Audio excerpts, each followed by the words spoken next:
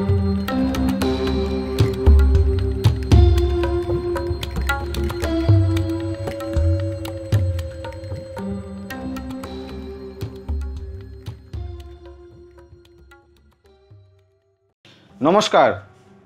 আমি অ্যাস্ট্রোলজার শ্রী অজয়।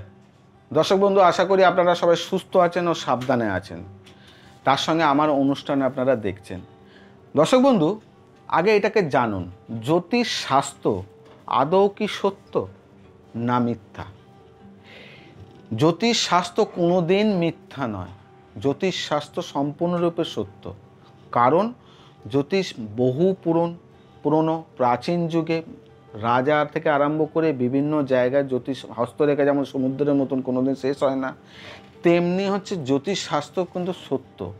কিন্তু বর্তমান পরিস্থিতি জ্যোতিষ শাস্ত্রকে মিথ্যে বানিয়ে দিচ্ছে। কারণ কিছু কিছু জায়গায় আপনারা দেখবেন ইউটিউব চ্যানেল এখন প্রত্যেকটা ঘরে প্রত্যেকটা মেম্বারের হাতে একটা করে স্মার্টফোন রয়েছে। তার মাধ্যমে ইউটিউবের মাধ্যমে আপনি বিভিন্ন ধরনের আমারও অনুষ্ঠান আপনি কিন্তু ইউটিউবের মাধ্যমেই দেখছেন। এই যে অনুষ্ঠানগুলো করে, এই অনুষ্ঠানের মধ্যে মিথ্যে কিভাবে প্রচার হয় সেটা আপনাদের সামনে আজকে তুলে ধরবো। কেন জ্যোতিষ শাস্ত্র হচ্ছে সত্য, কারণ হচ্ছে এর মধ্যে কোনো দিন ভুল হয়। আপনি দেখবেন মাঙ্গলিক দোষ নিয়ে বলা হয় জ্যোতিষ শাস্ত্রে। আপনারা কারোর কোনো সমস্যা মাঙ্গলিক নিয়ে আপনারা জানতে চাইছেন, শিখতে চাইছেন ও দেখতে চাইছেন। মাঙ্গলিক দোষ কী, মাঙ্গলিক দোষের কী ভূমিকা রয়েছে, মাঙ্গলিক দোষের কারণে কী সমস্যা হতে পারে।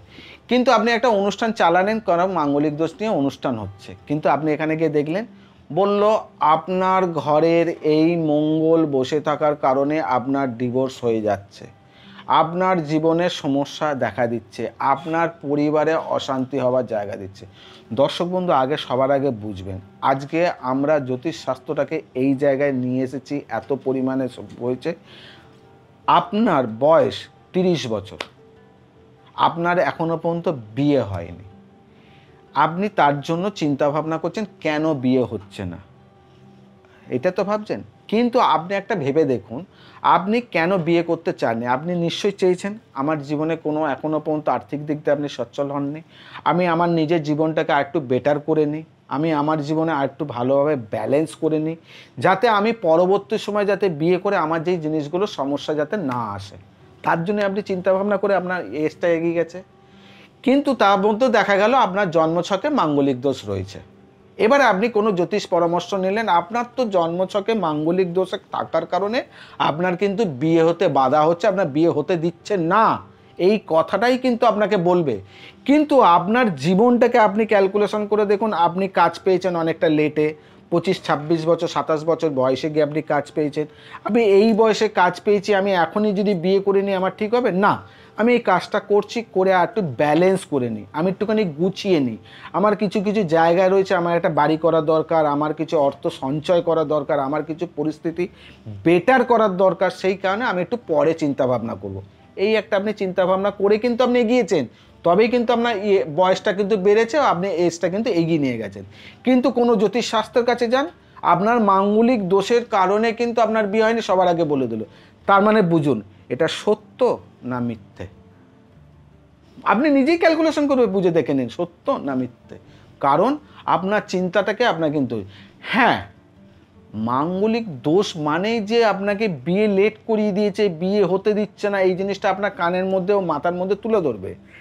এবার আপনাকে একটা ভালো অন্য ব্যাখ্যা দিচ্ছি। কি ব্যাখ্যা?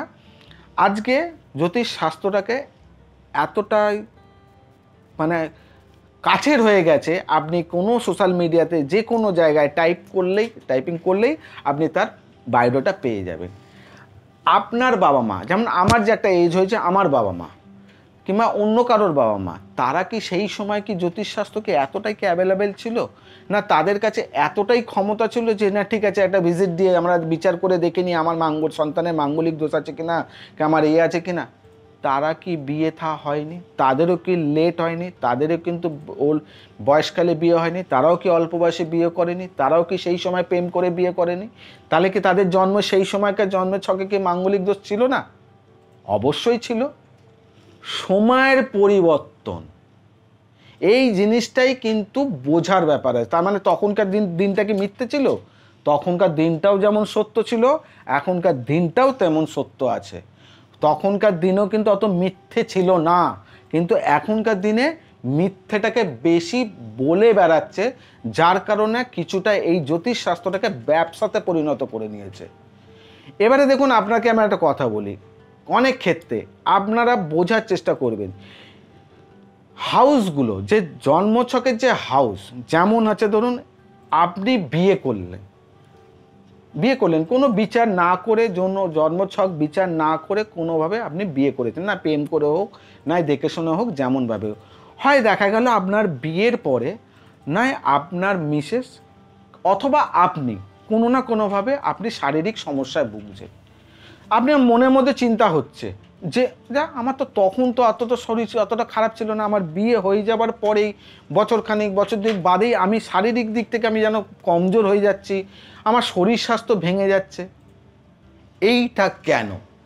তার মানে কি আপনি ভাবছেন আমার বিয়েটাই অশুভ, আমার বউটাই অশুভ, কিংবা আমার স্বামীটাই অশুভ? এইটা নয়, এটা আপনার চিন্তাভাবনা ভুল হচ্ছে। তখন দেখতে হবে আপনার জন্মছকের কোনো না কোনোভাবে মঙ্গল সপ্তম ঘরকে কোনোভাবে দৃষ্টি দিচ্ছে কিনা, সেই ঘরে শনি কোনোভাবে বিরাজমান কিনা, কিংবা আপনার লগ্নের পঞ্চম ঘরে কোনোভাবে শনি বিরাজমান কিনা, কিংবা মঙ্গল শনিকে দৃষ্টি দিচ্ছে এমন কোনো প্ল্যানেট তৈরি হয়েছে কিনা, সেইটা আপনার জন্মছকে দেখতে হবে। কিংবা আপনার জন্মছকে কোনো না কোনোভাবে লগ্নে মঙ্গল শনি বসে আছে কিনা, এইটা জানতে হবে। এর কারণে কিন্তু আপনার বিবাহিত জীবনের পরে কোনো না কোনোভাবে শারীরিক সমস্যা, না অসুস্থ হয়ে যাওয়া, না রোগের বেশি ভোগা, মেডিকেলে ব্যয় হয়ে যাওয়া, এই জিনিসগুলো কিন্তু সমস্যা দেখা দেয়। তাহলে কিন্তু এটা সত্য, কিন্তু আপনাকে কিন্তু অনেকেই চিন্তা ভাবনা করেই দিচ্ছে মাথার মধ্যে, তুই তোর বিয়ে করেছিস, তোর বউ ভাগ্য ভালো না, তার জন্য কিন্তু ওটা হয়েছে। তার মানে ওটা মিথ্যে। তার মানে এই যে জিনিসগুলো, এবার যদি বলা হয় অনেকের ক্ষেত্রে যেমন বিয়ের করার পরে বৌভাগ্য ভালো হয়, অনেকে ছেলের ক্ষেত্রেও যেমন হয়, করার পরে বৌভাগ্য যেমন ভালো হয়, তেমনই একটা মেয়ের বিয়ে করার পরে স্বামী ভাগ্যও ভালো হয়। এটা কেন হয়? এবার অনেকের ক্ষেত্রে হয় যে দাম্পত্য জীবনে বিয়ের পরে পরিবারে একটা অশান্তির জায়গা, কিংবা তার অর্থহানির জায়গা, বিভিন্ন দিক থেকে সমস্যা হচ্ছে। এটা আবার কারণ কি? আপনার দেখতে হবে জন্মছকের মধ্যে মঙ্গল বৃহস্পতির সঙ্গে কোনোভাবে কানেকশান আছে কিনা, লগ্নের সপ্তম ঘরে শুক্র কোনো ভালো বলবান হয়ে রয়েছে কিনা। এই জায়গাগুলো দেখলে পরে কিন্তু তখনই কিন্তু বোঝা যাবে যে আপনার বিয়ের পরে বৌভাগ্য ভালো, কিংবা আপনার বিয়ের পরে আপনার স্বামী ভাগ্য ভালো। অনেকের ক্ষেত্রে এই জিনিসগুলো এবারে কিন্তু দেখা যাচ্ছে বিয়ের পরে পারিবারিক অশান্তি। এবার যে আপনি বিয়ে করে যে পারিবারিক অশান্তি কোনখান থেকে হয়? আপনি বিয়ে করে আপনার সন্তানকে বিয়ে দিলেন, তার পরিবারে গিয়ে দাম্পত্য জীবনে কোনোভাবে মঙ্গলকে কেতু কানেকশান হয়ে রয়েছে, সপ্তম ঘরে আপনি বিয়ে দিয়েছেন, আপনার সপ্তম ঘরে কি কোনো কেতু রয়েছে, কেতুর কোনো অশুভ ফল প্রদান করছে, কিংবা আপনার বিয়ে দেওয়ার পরে কোনোভাবে আপনার মেয়েকে কিংবা কোনোভাবে মানসিক টর্চার হচ্ছে তার দাম্পত্য জীবনে, রাহু কোনোভাবে সপ্তম ঘরে অবিরাজমান হয়ে রয়েছে কিনা, কিংবা দাম্পত্য জন্য সুখ পাচ্ছে না, কিংবা কোনো ইস্যু হচ্ছে না, কোনো পারিবারিক সমস্যা, শুক্র কোনো অশুভ ফল প্রদান করছে কিনা, এইগুলো জানার দরকার। তাই জানাটা হচ্ছে সত্য। এবার এই যে ভুল বলে মানুষকে কিছু প্রতিকার ব্যাছার চিন্তা ভাবনা করে যে কিছু মানে সমস্যা থেকে না রাস্তা দেখিয়ে, ওটা হচ্ছে মিথ্যে।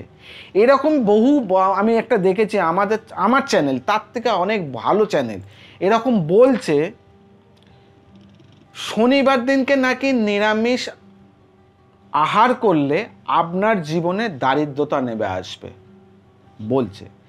যদি আবার সেই ব্যক্তি 7.5 যখন চলছে, শনির মহাদশা যখন চলছে, শনির যখন অন্তর্দশা চলছে, সেই ব্যক্তি বলছে আবার শনিবার দিনকে বড় ঠাকুরের মন্দিরে গিয়ে আপনি তিল দান করুন, তেল দান করুন, ও আপনি শনি মন্ত্র পাঠ করুন, শনিবার দিনকে নিরামিষ খাওয়ার চিন্তা ভাবনা করুন। আবার আপনি এখানে দেখুন কোনো প্রচার করছে শনিবার দিনকে জানে নিরামিষ আহার করলে দারিদ্র নেমে যাবে। আরে যদি নেবেই যদি যায়, অনেক মানুষ আছে সাউথ ইন্ডিয়ান মানুষ, অনেক বিভিন্ন জায়গায় অনেক মানুষ আছে যারা কোনোদিন ননভেজ খায়নি, তাদের জীবনে কি বড়লোক নয়? তার জীবনে দারিদ্র্য নেই? তার জীবনে কি অর্থ নাই? তার জীবনের সমস্যা নাই? অবশ্যই আছে। শনি হচ্ছে আমাদের কর্মদেবতা, শনি হচ্ছে আমাদের বিচার দেবতা। আপনি যেমন করবেন তার ফলস্বরূপ আপনি পাবেন। তাই 7.5 শনির মহাদশা, শনির অন্তর্দশা যদি যার জন্মছকে চলছে, অবশ্যই তাদেরকে বলবো অন্ততপক্ষে হনুমান চালিসা আপনারা পাঠ করবেন। বজরং মন্দিরে গিয়ে আপনারা শনিবার অথবা মঙ্গলবার কিংবা শনি মন্দিরে গিয়ে আপনারা পুজো দেবেন। শনিবার দিনকে নিরামিষ আহার করবেন। তার সঙ্গে আপনার যে মুখের বাকসিদ্ধতা, তার মধ্যে কোনোদিন গালিগালাজ আনবেন না, কারোর গায়ে হাত তুলবেন না, গুরু মানুষকে কোনো অসম্মান করবেন না। কেন? শনি হচ্ছে আমাদের কর্মদেবতা। আপনি এইসব জিনিসগুলো করবেন, আপনাকে ফলস্বরূপ কিন্তু রিটার্ন পেতে হবে। যত এই জায়গা থেকে আপনি সাবধান হবেন, তত আপনি কিন্তু ততটাই ভালো ফল পাবেন। কেন? আপনার বিচার আপনাকে করে আপনাকে রিটার্ন দেবে। শনি কোনোদিন কেড়ে নেয় না। আপনার যারা যতদিন যত বড়লোক, যত অর্থ, যারা অর্থ উপার্জন করছে শনির দ্বারাই হয়েছে। আর যারা একদম তলানিতে নেমেছে, একদম ভিখারি হয়ে গেছে, সর্বহারা হয়ে গেছে, সর্বকিছু করেছে, শনির দ্বারাই হয়েছে। তা অতএব শনির যখন এইসব জিনিসগুলো তারা এইসব ভুল পথে, ভুল ইউটিউব চ্যানেলে, ভুল জায়গায় ওই শনিবার দিনকে আপনারা নিরামিষ খাবেন না, আমিষ খান, তাহলেই আপনার দারিদ্রতা কেটে যাবে, আপনার জীবন ভালো হবে, এইসব ভুল পথে চলবেন না। আপনারা যেমন আপনার 7.5 শনিবার দিনকে মানুন, শনিকে করুন, তত আপনাদের জীবন পরিষ্কার ও সুন্দর হবে। তাই জ্যোতিষশাস্ত্র সত্য, কিন্তু আমাদের মতন কিছু মানুষ জ্যোতিষশাস্ত্রটাকে মিথ্যে বানিয়ে দিয়েছে। তাই জন্মছক মিথ্যে কখনোই হতে পারে না। জন্মছক আপনাকে যেমন শুভ ফল দেবে, জন্মছক আপনাকে দুর্ঘটনা বলবে, জন্মছক আপনাকে গোল্ডেন টাইম বলবে, জন্মছক আপনাকে কোন সময় বিয়ে হবে বলবে, জন্মছকে আপনার জীবনযাত্রা কেমন হবে বলবে, কোন প্রফেশন গেলে আপনার ভালো হবে কেরিয়ার, কোন দিকে পড়াশোনা করলে আপনার কেরিয়ার ভালো হবে, কোন দিকে গেলে পরে আপনার জীবন সুন্দর হবে, জন্মছকই বলে দেবে। তা জন্মছক জ্যোতিষশাস্ত্র মিথ্যে নয়। যারা কিছুটা এই পরিচালনা করে জ্যোতিষশাস্ত্রটাকে মিথ্যে করে দিয়েছে, এই জায়গা থেকে আপনারা সাবধান হন। যেখানে আপনাদের মনে হচ্ছে যে জায়গাটা আপনার কাছে মিথ্যে মনে হচ্ছে, যেই জায়গাটা আপনাদের কাছে সমস্যা, সেইখান থেকে আপনারা দূরে থাকুন, যেখানে আপনাদের জীবনে অনেকটা শুভ ফল হবে। তাই এরকম অনুষ্ঠান আপনাদের সামনে আজকে তুলে ধরা হলো। ঠিক আগামী দিন এরকম ধরনের অনুষ্ঠান যেটা নিয়ে আসবো, যেটা আপনাদের জীবনে আবার প্রত্যেকটা মুহূর্তে যাতে কাজে লাগে। আজকে এখানে বিদায় জানাই। তাই সবাইকে বলবো যাওয়ার আগে অবশ্যই চ্যানেলটাকে সাবস্ক্রাইব করবেন।